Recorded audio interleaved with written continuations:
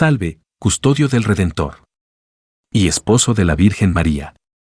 A ti Dios confió a su Hijo. En ti María depositó su confianza. Contigo Cristo se forjó como hombre. Oh, bienaventurado José. Muéstrate Padre también a nosotros. Y guíanos en el camino de la vida. Concédenos gracia, misericordia y valentía. Y defiéndenos de todo mal. Amén. Los mandamientos de la ley de Dios. 1. El Decálogo y la ley natural. Para muchas personas, los 10 mandamientos son una pieza arqueológica de museo, algo pasado de moda que aprendieron de niños como parte de una lección olvidada, que ya no tiene nada que decirles ahora. O que prefieren no escuchar porque les suena a coacción y prohibición. Son los mandamientos una manera de coaccionar y censurar la libertad del ser humano. Todo lo contrario, los mandamientos de libertad y permiten vivir en la felicidad. Hacer el bien y evitar el mal, permite que el ser humano viva libre y ligero, sin las ataduras de los vicios y los errores, ni el peso de la conciencia. Como hemos visto en la unidad anterior, el decálogo dado por Dios es expresión privilegiada de la ley natural.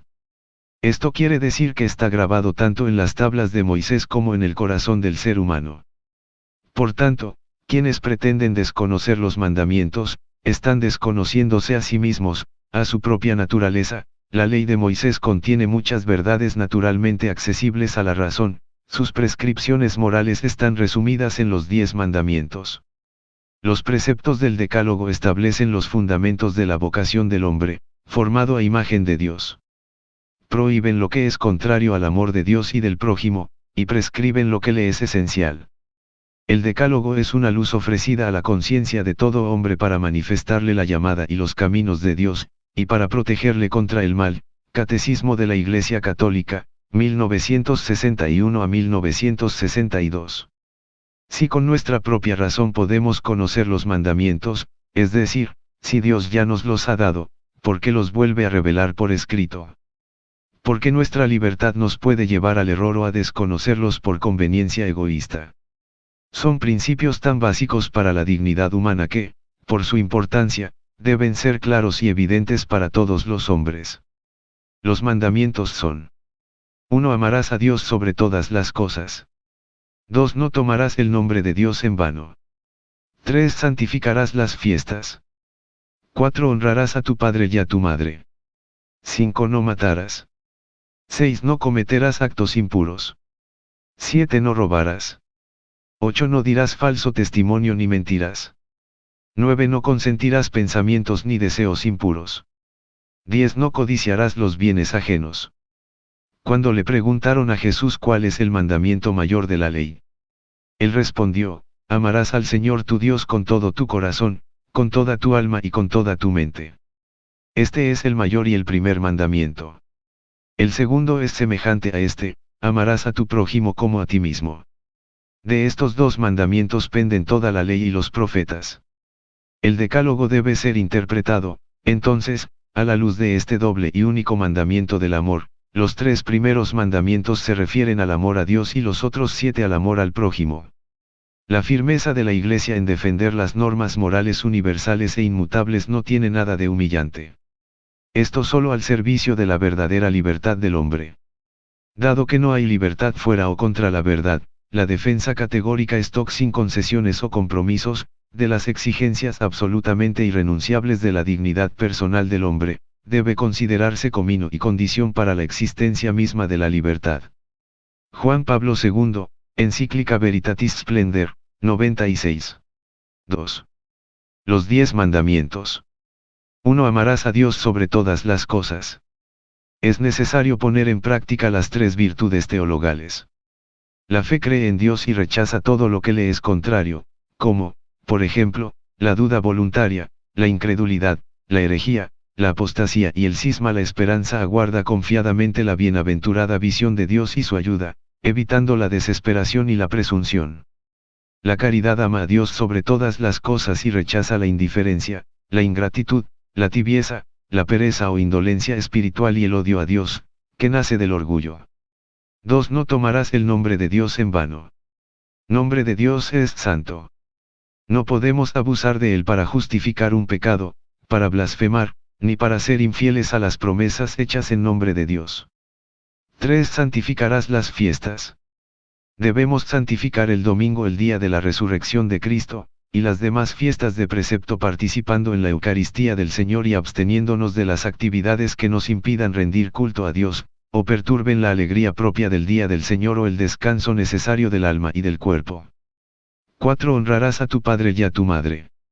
Es nuestra obligación respetar a nuestros padres y a todos aquellos a quienes Dios ha investido de autoridad para nuestro bien. 5. No matarás. La vida humana es sagrada. Es Dios su inicio y su fin.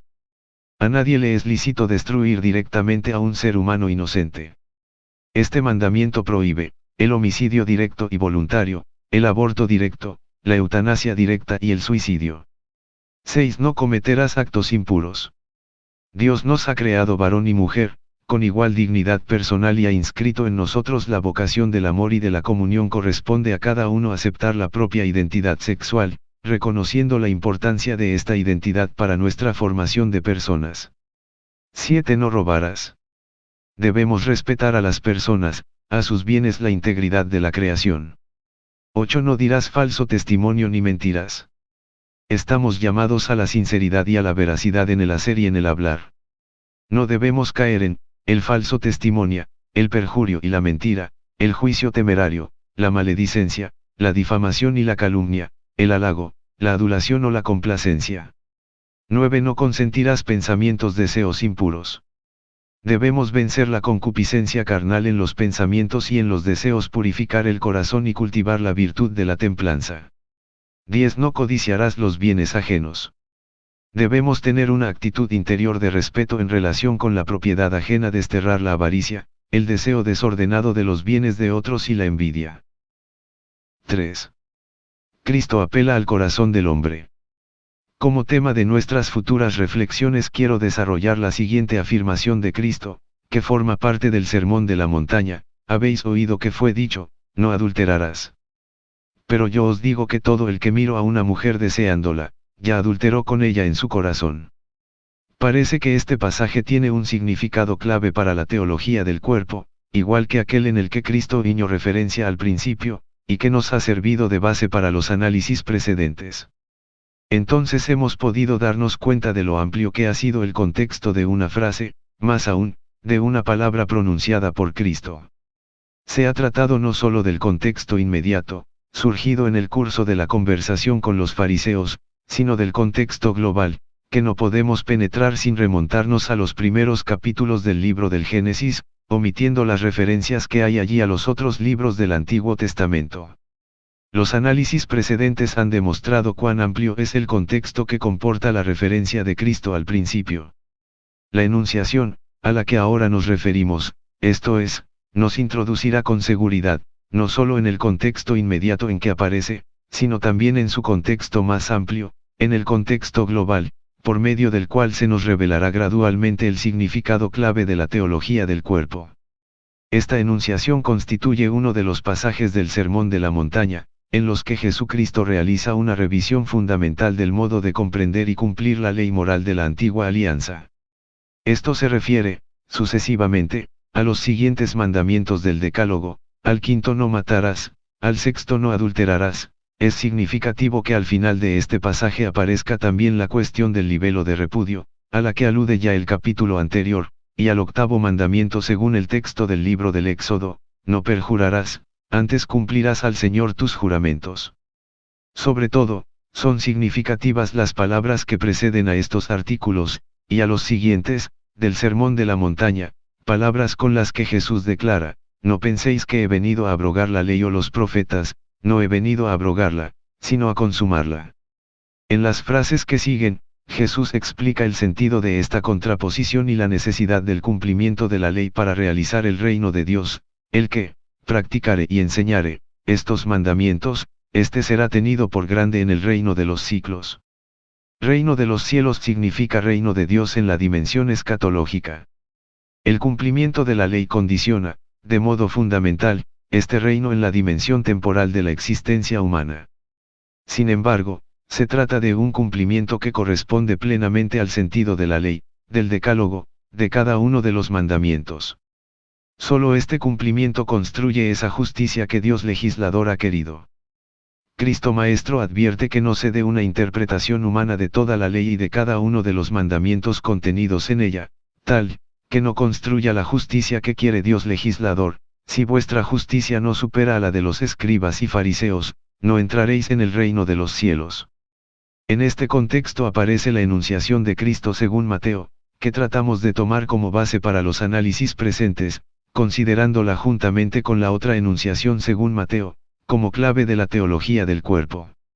Esta, lo mismo que la otra, tiene carácter explícitamente normativo. Confirma el principio de la moral humana contenida en el mandamiento no adulterarás y, al mismo tiempo, determina una apropiada y plena comprensión de este principio, esto es, una comprensión del fundamento y a la vez de la condición para su cumplimiento adecuado. Esto se considera precisamente a la luz de las palabras de Mateo, ya referidas antes, sobre las que hemos llamado la atención, hace poco. Se trata aquí, por un lado, de adherirse al significado que Dios legislador ha encerrado en el mandamiento no adulterarás y, por otro, de cumplir esa justicia por parte del hombre, que debe sobreabundar en el hombre mismo, esto es, debe alcanzar en él su plenitud específica. Estos son, por así decirlo, los dos aspectos del cumplimiento en el sentido evangélico. Nos hallamos así en la plenitud del etos, o sea, en lo que puede ser definido la forma interior, como el alma de la moral humana. Los pensadores contemporáneos, por ejemplo, Schiller, ven en el Sermón de la Montaña un gran cambio precisamente en el campo del etos. Una moral viva, en el sentido existencial, no se forma solamente con las normas que revisten la forma de los mandamientos, de los preceptos y de las prohibiciones, como en el caso de no adulterarás. La moral en la que se realiza el sentido mismo del ser hombre, que es, al mismo tiempo, cumplimiento de la ley mediante la sobreabundancia de la justicia a través de la vitalidad subjetiva, se forma en la percepción interior de los valores, de la que nace el deber como expresión de la conciencia, como respuesta del propio yo personal. El etos nos hace entrar simultáneamente en la profundidad de la norma misma y descender al interior del hombre sujeto de la moral. El valor moral está unido al proceso dinámico de la intimidad del hombre. Para alcanzarlo, no basta detenerse en la superficie de las acciones humanas, es necesario penetrar precisamente en el interior. Además del mandamiento no adulterarás, el Decálogo dice también, no desearás la mujer del prójimo. En la enunciación del Sermón de la Montaña, Cristo une, en cierto sentido, el uno con el otro. El que mira a una mujer deseándola, ya adulteró con ella en su corazón. Sin embargo, no se trata tanto de distinguir el alcance de esos dos mandamientos del Decálogo, cuanto de poner de relieve la dimensión de la acción interior, a la que se refieren las palabras, no adulterarás. Esta acción encuentra su expresión visible en el acto del cuerpo, acto en el que participan el hombre y la mujer contra la ley que lo permite exclusivamente en el matrimonio. La casuística de los libros del Antiguo Testamento, que tendía a investigar lo que, según criterios exteriores, constituía este acto del cuerpo y, al mismo tiempo, se orientaba a combatir el adulterio, abría a este varias escapatorias legales. De este modo, basándose en múltiples compromisos por la dureza del corazón, el sentido del mandamiento, querido por el legislador, sufría una deformación. Se apoyaba en la observancia meramente legal de la fórmula, que no sobreabundaba en la justicia interior de los corazones. Cristo da otra dimensión a la esencia del problema, cuando dice, el que mira a una mujer deseándola, ya adulteró con ella en su corazón.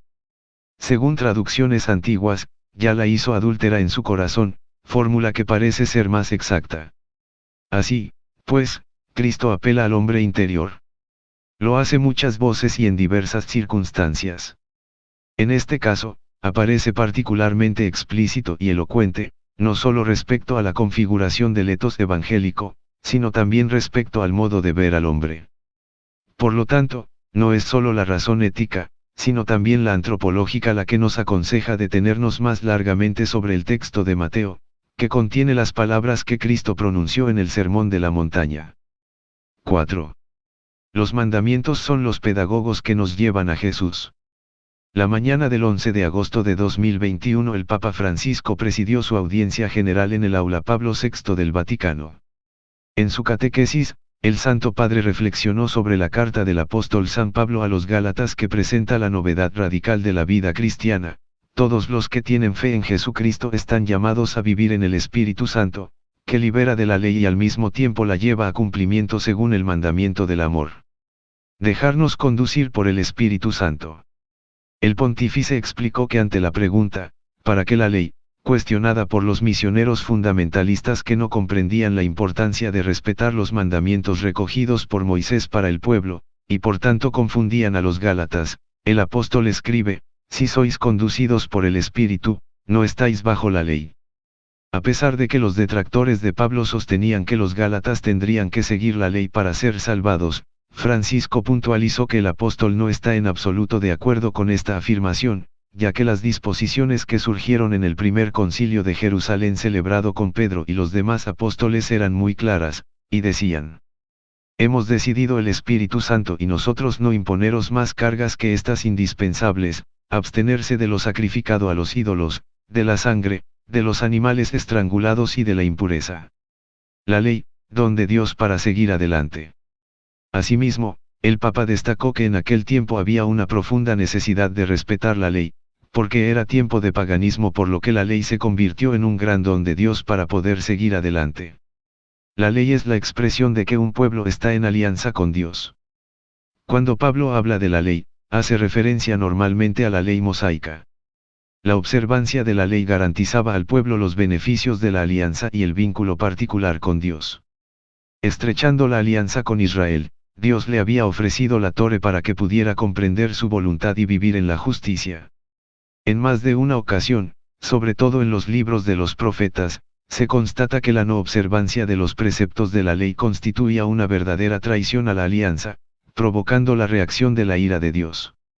El Santo Padre hizo hincapié en que los misioneros que se habían infiltrado entre los Gálatas sostenían que el vínculo entre alianza y ley mosaica era tan estrecho que las dos realidades eran inseparables. La ley no es la base de la alianza con Dios. Sin embargo, precisamente sobre este punto, dijo Francisco, podemos descubrir la inteligencia espiritual de San Pablo, quien explica a los Gálatas que, en realidad, la alianza con Dios y la ley no están vinculadas de forma indisoluble. La ley no es la base de la alianza porque llegó sucesivamente. Un argumento como este, añadió el pontífice, pone en evidencia a los que sostienen que la ley mosaica sea parte constitutiva de la alianza. La Torá, de hecho, no está incluida en la promesa hecha a Abraham. Dicho esto, no se debe pensar que San Pablo fuera contrario a la ley mosaica. Más de una vez, en sus cartas, defiende su origen divino y sostiene que ésta posee un rol bien preciso en la historia de la salvación. Pero la ley no da la vida, no ofrece el cumplimiento de la promesa, porque no está en la condición de poder realizarla. Quien busca la vida necesita mirar a la promesa y a su realización en Cristo. El Papa concluyó su alocución recordando que todos los cristianos caminamos mirando a una promesa, que nos atrae y nos hace avanzar en nuestro camino de fe. De ahí la importancia de no olvidar la novedad cristiana que revoluciona nuestras vidas. El amor a Jesús es más importante que todos los mandamientos, pero al mismo tiempo estamos llamados a respetarlos, puesto que son los pedagogos que nos conducen al encuentro con el Señor. San Pablo nos pregunta, ¿por qué la ley? La cuestión nace del intento de algunos discípulos de imponer a los Gálatas que observaran un conjunto de preceptos establecidos en los primeros libros de la Escritura, denominados la ley de Moisés. Esta imposición se justificaba por la identificación de la ley con la alianza que Dios había hecho con su pueblo, de modo que solo el cumplimiento de la ley aseguraba el favor de Dios. Pablo desmonta esta tesis, que era parcial, afirmando que la alianza se hizo con Abraham en base a la fe, y que la ley vino siglos después. Por tanto, la ley, aun siendo de origen divino y teniendo un lugar en la historia de salvación, aún ahora, no da vida por sí misma. Quien busca la vida verdadera debe mirar a la promesa, a su realización en Jesús, al encuentro con Jesús.